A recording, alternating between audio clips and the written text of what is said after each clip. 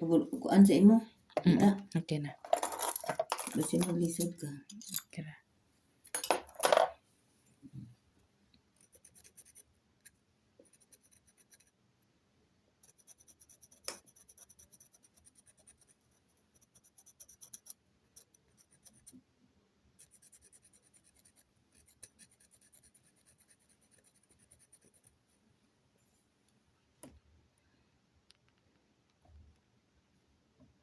Kilala mo si Gwendolyn, no?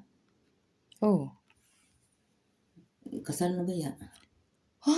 Kasal. Si ibang lahi? Dili na tong sa uyab ni sa Bilbao.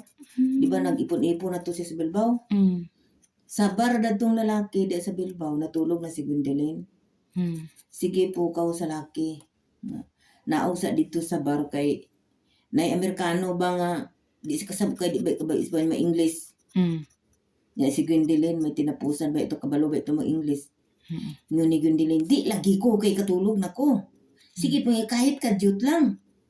Bumaba si Gwendolyn na nag-speaking man ang laki. Sila na. Oh, si? Tapos kinuha na si Gwendolyn din sa ano.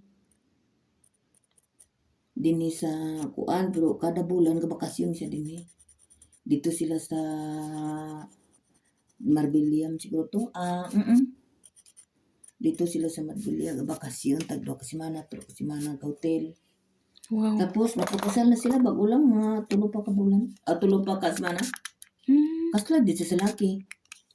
Nice na. Para nang dunya Gwendolyn. Na si Bana? Si man ang bana ni Gwendolyn. Na ano man? Ha? Wala naman sila.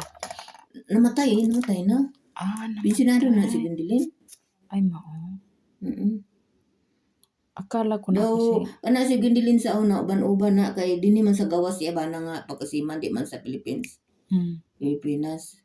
Uban-uban na sila sa una dini nga lugar sa Europe. Namatay na tong bana ni Gwendolyn. Sakit? Katul. Sakit di na nga ingkron. Kung ako makuha kayo. Gani Nasa itong lalo. kuhan. Ganito kay. Bago ning order. Unsa na siya? Pang cut, nail cut. Sa kilid? Unsa na siya ang order? Sakit eh? Wala man pila? Natag ni Juna. Sabi na ko order. In order nga niya. Pila man na papalit? Sakit eh? Di man. Pila papalit?